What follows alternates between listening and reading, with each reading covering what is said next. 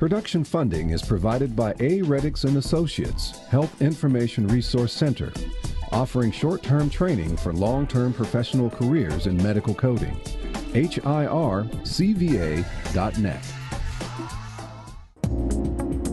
Discussing the issues and celebrating the successes of the African American community. This is Another View.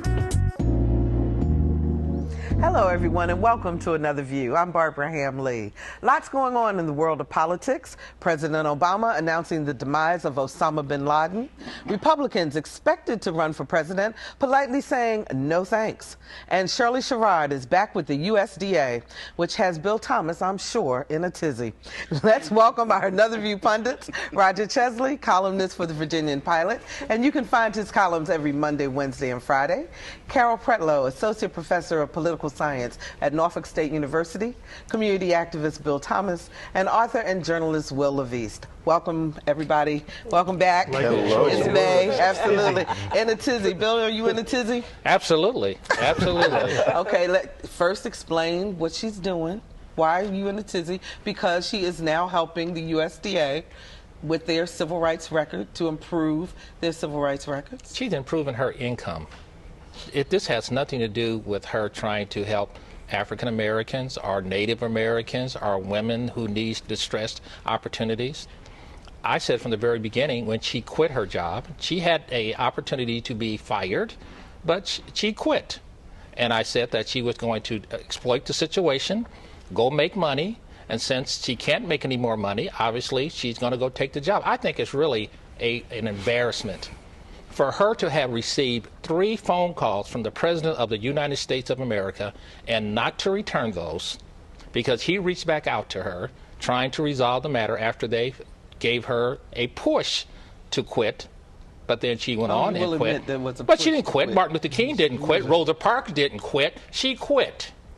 And she quit on herself, and she quit on America. Well, you know, she still quit. It was more than a push. It was a well, I'm glad Rosa Parks didn't get up out of her seat when they told her to get up and get out of the bus. I'm glad she you're sat down. comparing her to Shirley Sherrod to Rosa absolutely Parks not. and Martin I'm talking Luther about King. true American heroes versus a sham. Now that she's working for the government, she should be embarrassed. And you guys, for supporting her, should be embarrassed. Do you know the definition of hyperbole, first of all? No, absolutely. Well, you've been bringing a lot of it here lately. No, it's not true. It's when we don't stand for something. Let's make sure we get the facts straight, first of all. Okay. First of all, she is a contracted employee. They've got her under contract. They started 3 different centers, one to deal with African-American farmers, Latino farmers, and Native American farmers, okay? Just so we have the facts straight. Is she getting paid from the United States government? Yes, she's being contracted by the USDA doesn't matter. She's to help paid. them to improve. Okay. So don't you think that that's a step forward that the government is saying? Well, I would think that seeing that she was discriminated against, she got ousted unfairly, she might have a certain sense of a certain sensitivity to this particular issue. So why isn't she a good person to put into this role? Particularly, I think those are programs she actually helped to found. Right, those exactly. programs. So exactly. Actually, the programs are not doing any good for anybody anyhow. That's the bottom line. It's not Well, really what facts helping do you anybody. have of that? Because there's the farmers are still Get that from who knows where. I didn't pull it from anywhere. I live in the world of reality. You're right. You didn't pull it from I live in the world of reality. The farmers in Alabama and Mississippi that are in those dire straits are still in those dire straits. The unemployment, the amount of production that they're doing is lower than it has been before. The people that are living in welfare and in poverty are greater than they were in the 50s and the 60s. So what is she doing? Doesn't it mean that there's going to take time to address the problems and fine-tune how they're going to approach them and what results exactly are going to be expected? Because just lumping everybody into farmers and groups is not going to do it. You're going to have to fine-tune what specifically the problems are, how you're going to address them, and what results from there, and how you're going to go on from there. Well, now, in all fairness, also, when she held the position with the USDA, they said that she had done a lot towards actually improving the plight of black farmers, particularly in Georgia. How about American farmers? What is this black? See, I'm getting disturbed by this. But you there's white farmers that are having problems. They're all people are having women farmers. And she helped the white farmers. Absolutely. So what's this black thing? Shouldn't she be helping all Americans? You're the one this is the program that she was hired for, correct? Who was? She's hired to actually work with minority farmers. What's a minority? But with I'm sick of this. I really very am, but, specifically, you know, Bill, with African American farmers. That's what she's been hired to do, because the USDA recognizes and has acknowledged that they've had a problem when dealing fairly with farmers, American farmers, as you put it, across the board. They admit that. At any rate, let's move on to. I don't know why you have such a bug up about her. No, I do not. I really do not. I don't believe in people that are just pimping the system, and that's all she did, in my judgment. Okay, that's the final word on that one. President Obama kind of taking some accolades and some heat based on, first of all, the release of his birth records. Mm-hmm. What were your thoughts on that first, and then we'll go into the whole. It was ridiculous that he felt that he should have had to do that. Enough had been made about that, and enough study and research had been done on that during the last campaign when he was running. So it's crazy that he felt it necessary to do that, and it was crazy that Donald Trump thought that he made some great stand by bringing that about. In fact, there's some little flyer or poster going around on the internet about something to the effect of, "Sorry, Mr. Trump, that you were so worried about my birth certificate. I was worried about getting Osama killed," you know, and shows him smiling. You know, it was just ridiculous.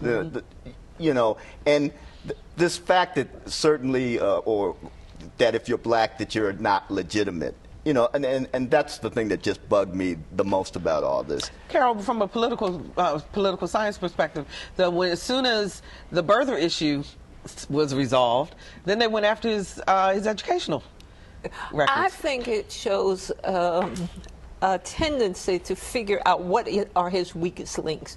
And in politics, particularly when you're thinking strategically, you're always thinking, okay, here's the opponent. What are the weakest links? What are the things that are not necessarily going to knock him to his knees, but divert attention from some central issues? And I think they were successful in doing that. Mm-hmm. Were you all surprised when you got the email from Bill that was congratulating the president on his ability to kill Osama bin Laden, to make that happen? No, I wasn't surprised because Bill is a great American. Absolutely, and it was a good thing. Yeah. And he is doing what government's supposed to do, defend us. And I applaud him for doing that. The other issues is that, again, you guys are walking around with chips on your shoulders. They called George Bush an idiot. They said he didn't graduate from Yale. He didn't graduate and get his MBA from Harvard. He didn't earn it. His SAT score was low and actually was higher than Gore's. I mean, but so what? They're questioning the president. That's what happened. I don't recall any president getting questioned about his birth certificate. Then why didn't he just show it? Especially when he was born in the United States. I don't recall any other president since I've been alive being questioned about his birthright.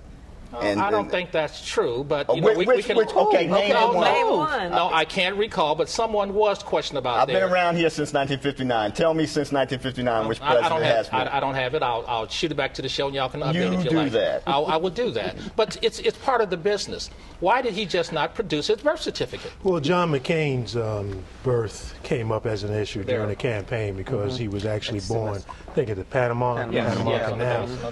But I have to agree in a sense that I think President Obama should have shown it earlier, well on, and I think that the reason why he didn't do it is probably, you know, they saw some potential political advantage to doing it and releasing it at some time. And it turns out, as the timing has come to play, he released it at a perfect time. You know, he was able to rub Donald Trump's nose into it. I mean, he went into him so deep. I mean, it was just, I mean, you know, I don't want to get graphic on your show. I mean, he put his foot way up there, then comes back with, you know, the capture of Osama bin Laden. I mean, it was just, the timing was just impeccable. And I think that a lot of it, he was really waiting for the opportune time to release it. And the protection of Americans and the killing of that criminal mind who took our lives was the thing to do. And again, I applaud him. And all the idiots that are walking around here talking about, well, he waited too late, he did that, he did this, that's all political too, and they're idiots. whether they are the right-wing Republicans or whatever, it doesn't matter, or Democrats as well. He did the right thing at the right time to rid America of an enemy, and I hope he's continuing to fight terror where it should be fought. So from that, I applaud. I think that's a very good point, because naturally the celebration of his being killed and us going off, that was to be expected. What was your reaction to that? Well, there was many layers. Psychologically, I understood that we needed to bring closure, and part of the closure was the capture and or assassination of him.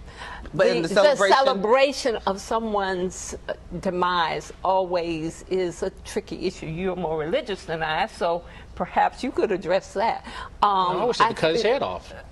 Okay. I feel a little sad when anyone is killed. Now, politically and legally, I think there were some other dimensions. Politically, the war on terrorism, it's not going to make a difference.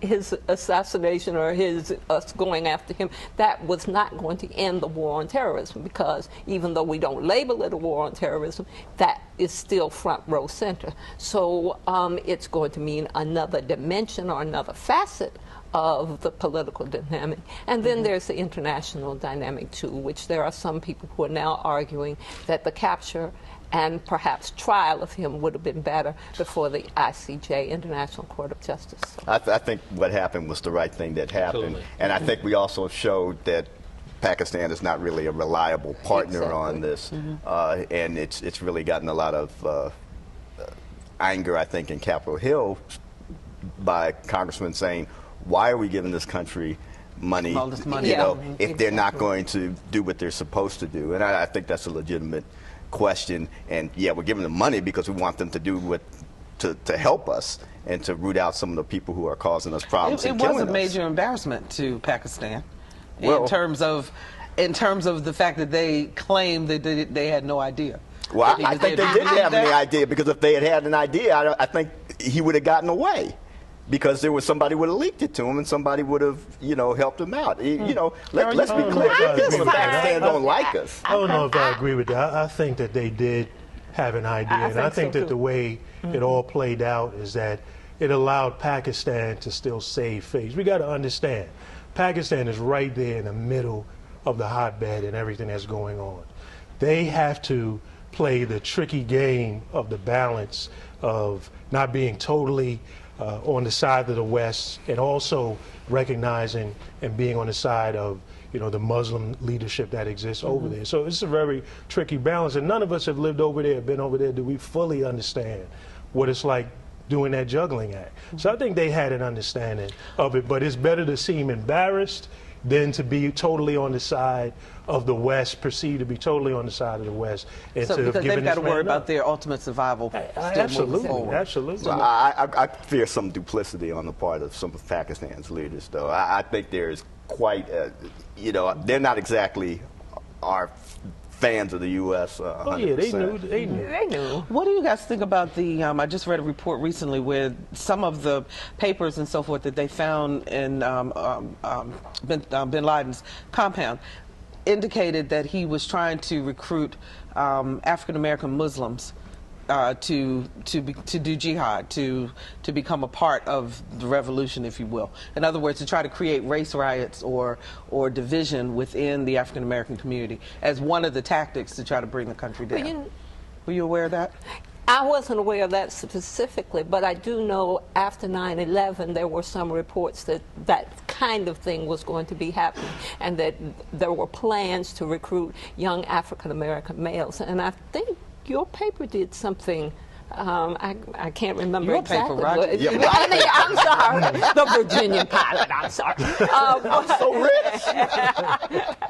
But yeah, there have been rumors of that for some time. But I think it was a preliminary examination of what was going on, and perhaps the idea that minorities would be more attuned to being open.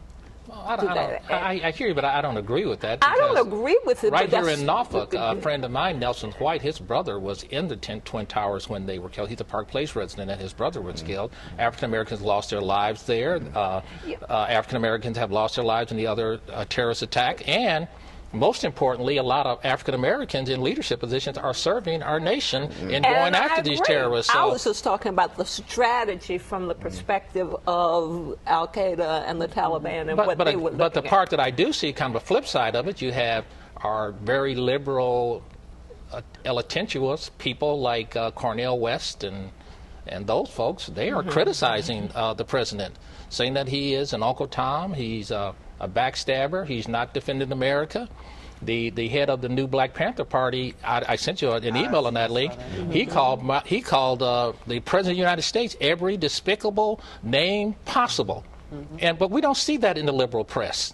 We don't see any. We don't see any of that. You say that's the liberal press? Yeah, absolutely. Let me deal with the issue that we were really talking about. I don't know that how successful Osama would have been in trying to attract this. I just think that he was trying to lead anything that would hurt the West and that would hurt Americans. So, I think that was the main issue.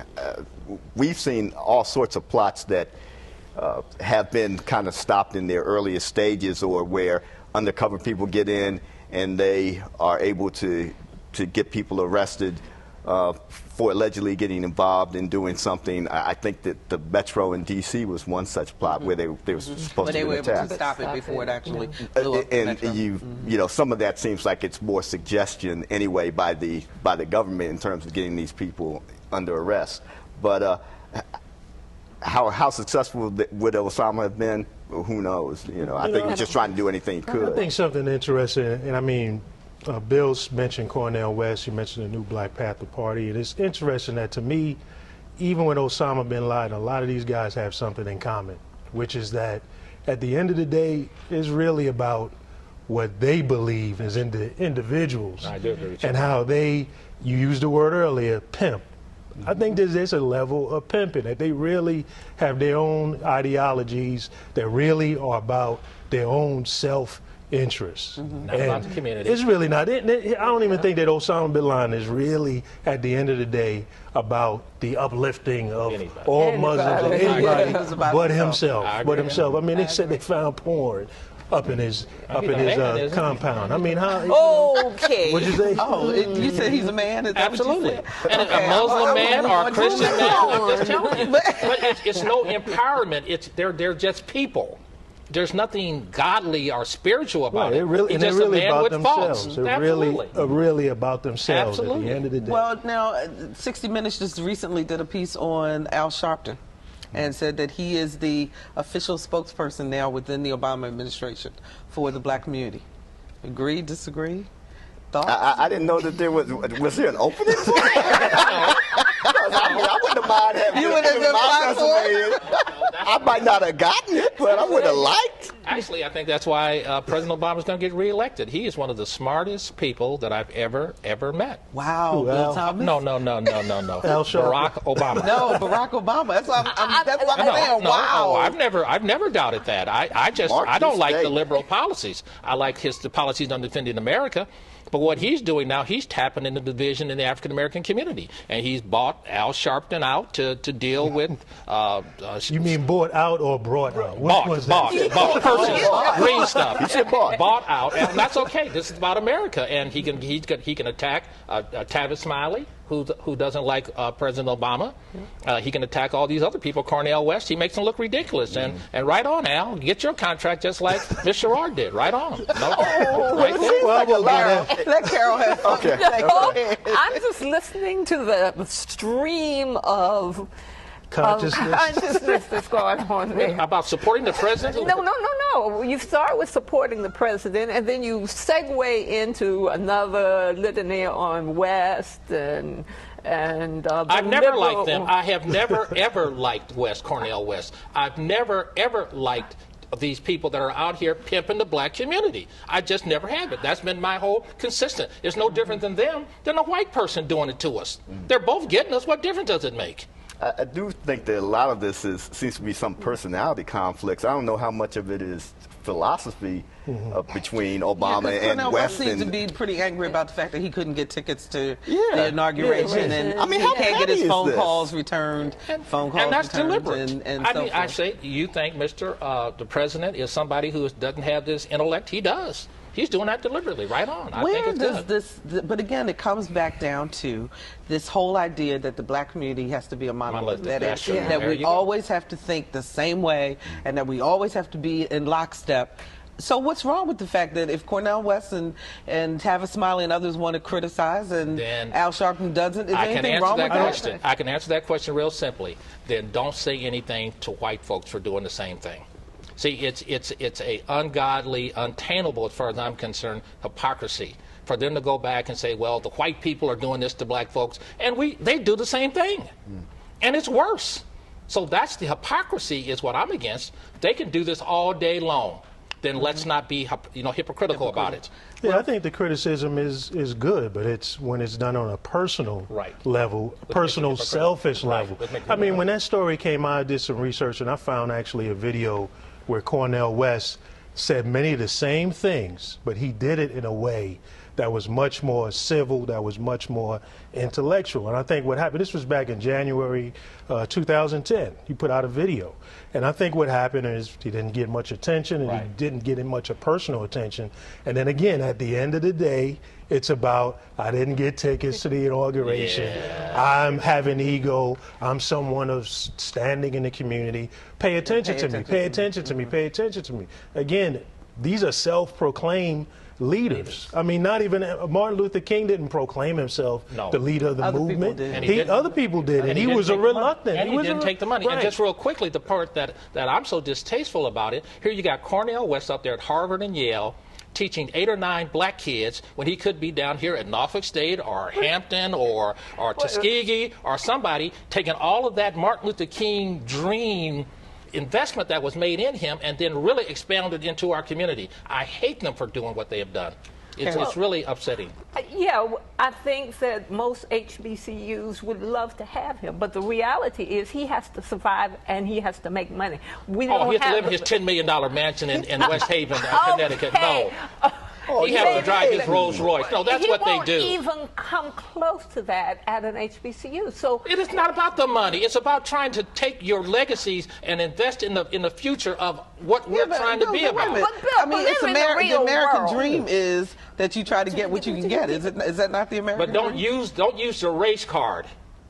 Be respectful. Didn't he visit Norfolk State recently? He has visited Norfolk State twice. Cornel West. Did you pay him?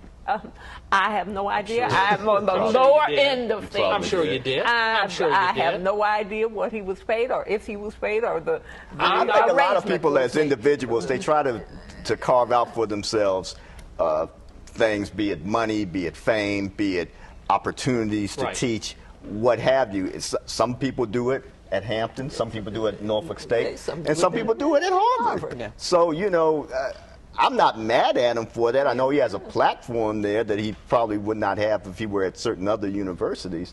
I do find it a little bit petty and childish, some of the stuff that seems to be going on right now with he and Tavis Smiley. We got less than 2 minutes, so I want to get to real quickly. What's going on with your Republican folks? Nobody wants to run against the president. Scared. The man has a 50% approval rating. He just, in fact, and I'll say this publicly, he's probably going to get my vote again because he got bin Laden.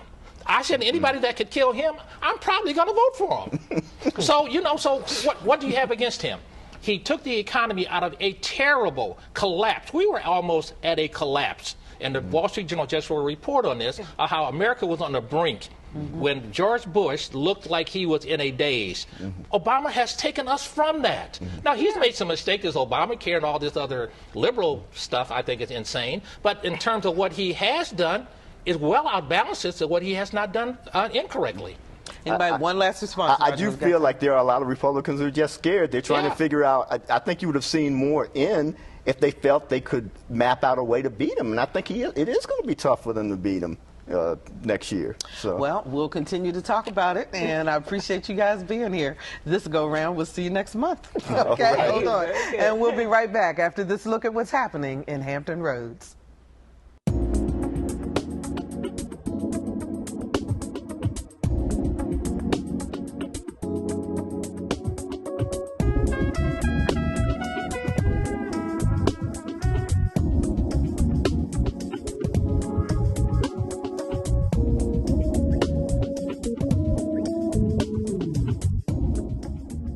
And we thank you for joining us this evening. We love hearing from our viewers, so become a fan on Facebook or send us a note on our website, anotherview.tv.